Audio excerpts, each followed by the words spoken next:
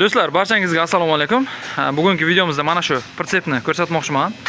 Bu havo mashinalarini tanar deydi. 40 tonnalik yuk tashiydigan samosval bo'ladi. Shuni ustki qismini kesib tashlab, moslarni almashtirdik. Mega furani moslardan qo'yib, konteyner tashiydigan qilib yig'moqdamiz. Buni asli balandligi juda ham baland bo'ladi. Mana bu ramasi, ramani balandligi yerdan o'lchagan paytimiz taxminan 1,5 metrdan balandroq bo'ladi.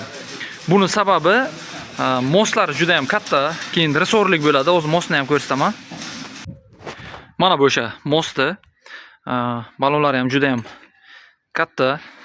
Diskalari 20 lik, lekin mana bu pakrushkalarni balandligi ozgina baland. Resorlik bo'ladi. Mana bu o'rta qismida balanser bor. Bu resorning bittasi mana bu tomonga, ikkinchi mostning resori ham mana shunga ulanadi. Shuning hisobidan mana bu yergacha o'lchasak, mana bu ramaga qo'tirilgan qismi juda ham baland. Konteyner toshishi uchun bu standartga to'g'ri kelmaydi. Shu uchun buni olib tashladik, kesib.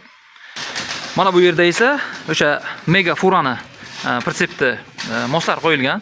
Kesib mana ramaga qo'tirilgan, toshning hammasi bir xil razmerda qilib. Mana bu yerda esa padushkalarini ichki tomondan ham ko'rsataman. Mana bu yerda ko'rishingiz mumkin, mana shu 1 sm listdan yarim aylana shakli qilib va kasinka yordamida baqvatroq qilib qo'tirilgan. Hozir padushkalar barchasi qo'tirilgan. Mana bu yerda o'rta mosda o'zi sensor qo'yishimiz kerak. Bu pritsepning baland pastligini o'zi bir xil regulovka qilish uchun. Balandligini ancha pasaytirish uchun mana bu yerda qo'yilgan profillarni ham mana bu asosiy ramani pastki qismidan qo'yganmiz, mana yuqori qismi bilan baravar. O'zi bunisidan o'zini listi yopishtiriladi, svarka qilib. Anchagina past bo'ladi. Hozir mana bu yerdan yon tarafdan qaraydigan bo'lsak, 1 metrdan ozgina ortiqroq. Unchalik ham ko'p baland emas. Buni hozir ko'targanimizda padushkalar yordamida ancha yana baland bo'ladi.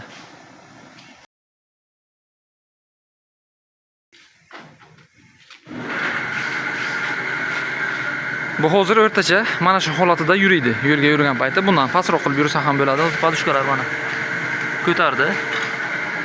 Kompressor yordamida mana ko'tarib oldik. Buni ana endi qoladigan qismi faqat ustdagi listini yopishtirishimiz kerak. Barcha qismlari hozir tayyor. Mana bu orqa qismlarni ham pastki qismlari kesib tashladik. Ular kerak yo'q. Mana shivillerlar. Bu shiviller, mana bu o'rtadagi mana bu qismlari barchasi o'sha tanarning o'ziniki. Kesib barchasini o'zi eski materiallarni ishlatdik. Mana bu o'zini mana old qismiga bo'ladi, peshonasiga. Buni ham balandligi baland edi. Buni kesib yarmini mana shu qismini hozir oldiga qo'yamiz, mana bu yerga. Undan tashqari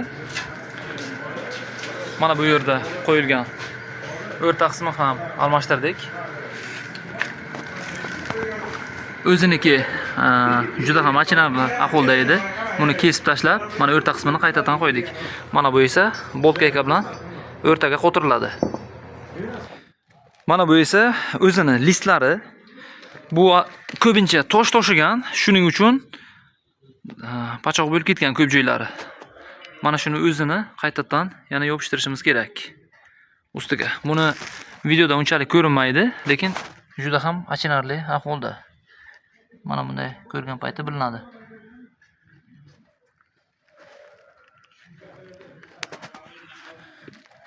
Hozir faqat mana shu listni yopishtirsak, ustiga pritsepimiz tayyor bo'ladi.